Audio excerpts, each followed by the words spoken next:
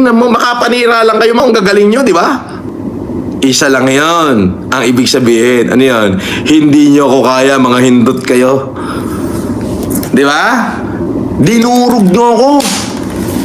Durog na durog noon. Pero nilagyan ako ni God ng shield.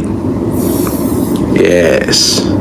Okay, yan po may mga mixed vlog, TV, ibig sabihin small YouTuber yan. Ang tanging hiling ko sa mga supporter ko, i-subscribe nyo sila, panoorin nyo na rin yung kanilang mga vlog, at para sila'y kumita. Pag sila'y kumita, hindi madadagdagan yung makakatulong. Si Idol ko, John TV. Sabi niya, patulong sa channel ko, Idol, Boss, FLM.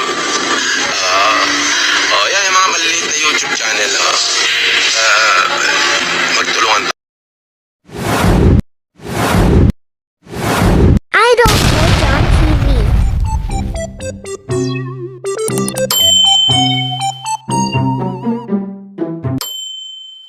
May mga basher nga ako, ang binabato ako'y walang ya, ako'y kriminal, ako'y ganito. Ay bakit kahit saan ako lumakad ay tanggap ako ng lipunan? Tanggap ako ng middle class, tanggap ako ng very few in the high class, at lalong mahal ako ng nasa grassroots. Di ba? Kahit saan ako lumakad. Sir Francis, salamat po, Sir Francis, pa-picture po. Idol. Di ba? Baka akala nyo nung ako'y unang buwan ng pagkakakulong ko, duling na duling ako sa dami ng kaso may kaso doon, kaso dito. Yung mga NBI mismo gumagawa ng kaso ko. Di ba? Talagang dinudurog nila ako mabuti. Di ba? Nakasurvive ako. Alam mo, ayun yun. Sabi ko nga, hindi bali sanang nagyabang ka. Hindi baling naging mayabang ka kung may ipinaglalabang ka. Diba? Ako, tanongin nyo, nakulong ako. Bakit? May pinaglaban ako. Ano yung pinaglaban ko? Yun ang dahilan kaya sila nainis sa akin lahat Dahil winagwag ko silang lahat ng mayayaman. Nung panahon ng pandemic. Ano ba yung pinaglaban ko? Pinaglaban ko na yung kapwa natin Pilipino makatawid buhay. Nung panahon ng pandemic, lockdown nun hindi natin alam kung ano yung hinaharap natin nun So, sino ba unang-unang umaksyon? Ako lang. Yung iba naggayahan na lang. Yung matitino. Di ba? Pero yung mga sakim at makasarili, ayun talaga. Makasarili pa rin hanggang ngayon. Diba? So, dinurog nila akong pilit. Talagang dinudurog ako nun. Diyos ko, duling na duling ako. Ang dami kong kaso Sobrang dami. Kung ano-ano kinaso sa akin. Anti-alias law, anti-passport law, illegal use of alias, optometry law, sandabakbak daw na bawsi. Yung pala hindi naman pala ako. Nahuli yung tunay na Francis Marcos Mana na taga Nueva Ecija. Di ba? Ganong kagago yung mga yan. Yung pinatong sa akin lahat, may land grabber. Paano land grabber? Ako nga namigay ng lupa. Sa mga walang lupa. Basta talaga, tinagtad nila ako ng kaso. Walang nagmaterialize kahit isa.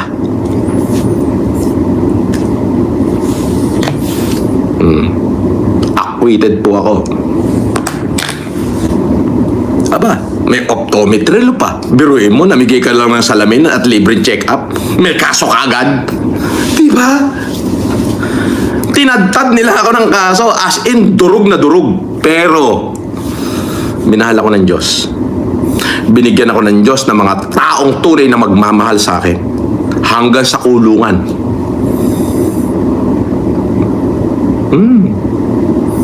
Grabe, panay pa interview dati nung isang NBI, panay pa interview walang iya yan, scammer yan.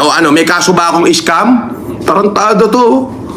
Di ba? Meron pang pati sa balita, pati tong Karen Davila, scammer na si Francis Leo Marcos. Di ba gago? Di ba? May kaso ba akong scam? Wala.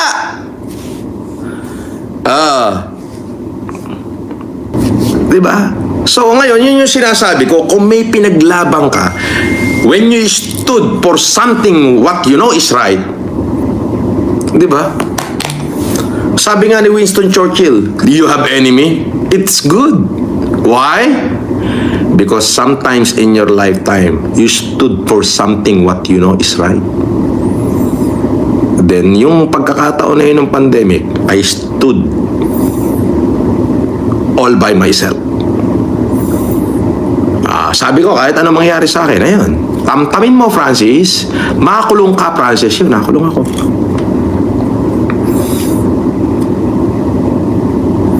Yes. Talagang dinurog nila ako nun. Sobra. Oh, sobra pandudurog. Bro, araw-araw, iba-ibang korte. May hearing ako sa Caloocan, may hearing. May nagdemanda pa nga sa akin na niloko ko daw ng 25 million nung nilabas ng abogado ko yung mga ebidensya, hindi nagpakita sa korte Biruin mo, nakakulong ako sa Manila City Jail. Sinusumpwinahan do sa NBI para hindi ko matanggap.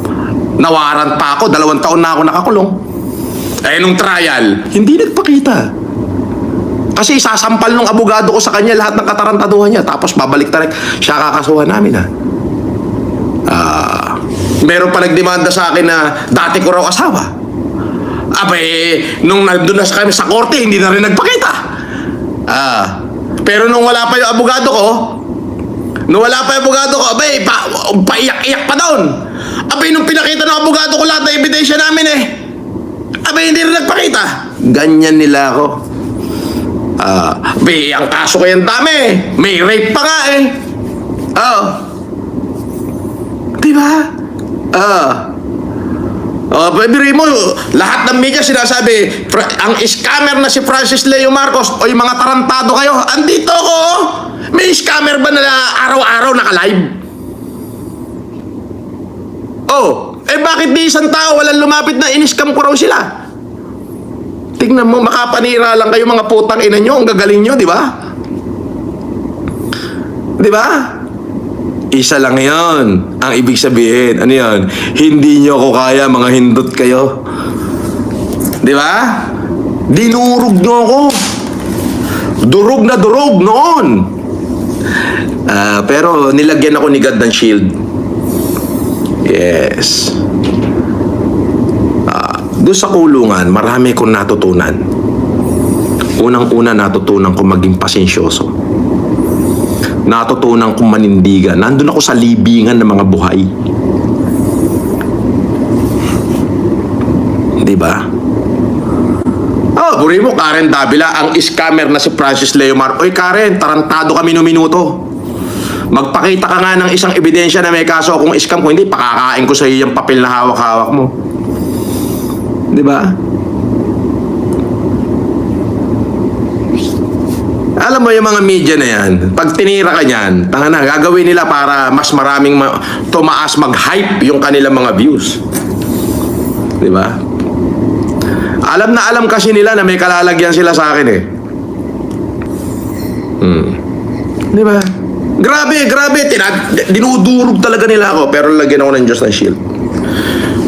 Yun yung sinasabi ko. When you stood for something that you know is right, God will protect you. Ano ba yung pinaglabang ko? Sige, hindi masamang maging mayabang kung may pinaglalabang ka. Napanood ko yan dati, si Karen Davila, matagal na video clip nakarating sa akin. Ang scammer na si Francis Leo Marcos. Tangina mo, Karen, tangina mo. Pakitaan mo nga ako ng kaso ko na ng scam ako. Bobo. Meron ba namang scammer na araw-araw nandito sa YouTube? Araw-araw naka-live? May scammer ba na lahat ng daanan ko nagpapapicture yung tao sa akin? Bobo. Ikaw, Karen Davila, magsabay tayong lumakad sa'yo wala magpapapicture. Halos lahat ng daanan natin I bet you 10 million. Paramihan tayo kung sino magpapapicture sa atin dalawa. Kung sino mas tanggap ng tao. Kahit saan lugar. Sasabihin mo, scammer na si Francis Leo Marcos. May in-scam. Magpakita ka nga na isa't taong in-scam ko. Bobo tong media na to Di ba? As in, dinurog nila ako ng todo. Oh, ano ngayon? Ano kayo ngayon? Oh, di ba? Grabe oh. Baka akala nyo, puta, hindi duling na duling ako sa dami ng ikinaso nila sa akin. Ang dami talaga. Pero mo nilagyan pa ako ng inciting to sedition in relation to rebellion. Sumakit ang ulo ko. Pinag-aaklas ko daw yung mahihirap laban sa mayayaman. Tayo na. Oh, basta lahat ng binabato nila tungkol sa akin, hindi nila yan napatunayan. Primo gago yan, gagong Karen Davila yan, sinabi, ang scammer na si Francis Leo Marcos, hoy, tarantado ka Karen, minuminuto. Pakitaan mo nga ako ng scam ako, may kaso ba akong scam? Bobo ka. Makabalita ka lang, hindot ka, kala mo magaling ka. Sa totoo lang, boba ka. May doctorate ka ba Karen? Ako meron, ikaw meron? Wala. Diba? Eh, kahit magtapat tayo, ikaw Karen Davila, may doctorate degree ka ba? Wala! O, di boba ka. Sasabihin mo, scammer ako? Tarantado ka. O, Karen Davila, o, boba ka. Akala mo matalino itong putang ina reporter na to? Tang na makapagsabi ng scammer na si Francis Leo Marcos. Pakitaan mo nga ako ng kaso ng scam ako, Karen. Akala mo itong matalino, may doctorate ka, Karen? Wala. O di boba ka. Huwag mo kayo kumpara sa'yo, Karen. Wala kang nagawa. Nagkapera ka dahil trabaho mo magbalita. Kaya lang ayusin mo yung balita mo. Tarantada ka. Hindi mo ko kaya. Ito ang word ko para sa pinakabobang reporter na si Karen. Boba. Makapagbalita pasasamain ka Tarantada ka minuminuto. Baka nga nakakain ka pa ng bigas ng pandemic na galing sa akin, tarantada ka. Sasabihin mo, scammer ako. Gago. Ganyan ho ang bunganga ko. Hindi kayang pigilan. Lalo na kung alam kong tama yung sinasabi ko. Wala silang pwedeng ipalag. Bakit? Sila yung nauna. Diba? Tarantadong Karen to. Hindi ako i-interviewin yan. Takot sa akin niya kasi in-interview niya ako, mamaliitin niya ako. Ito lang tatanungin ko sa kanya Bakit? Matalino ka ba, Karen? Saan ka nag-doctorate? May doctorate ka ba? O isasampal ko sa kanya yung 2 doctorate degree ko. Kaya ayusin mo pagsasalita mo. Hindi porket reporter ka na kung gusto mong isway na mapahiya yung tao, ipapahiya mo. Siya ipapahiya ko. Sasabihin ko sa kanya, siya reporter, tapos medyo alam ko yung tanong, papahiyain niya ako. Sasabihin ko sa kanya, alam mo, boba ka. Huwag mo na ako interviewin kasi bobo ka. Hindi ako nagpapa-interview sa mga bobong taong katulad mo. Tapos meron din akong video. Ipopost ko yun. Alam mo, interview niya ako. Ang reporter takot mag-interview sa akin. Lalo na yung tanong isusway na alam kong titirahin ako. Antimano mo, murahin kayo, putang ina mo, malis ka sa harapan ko, baka durugin ko yung uso mo. Ganun agad.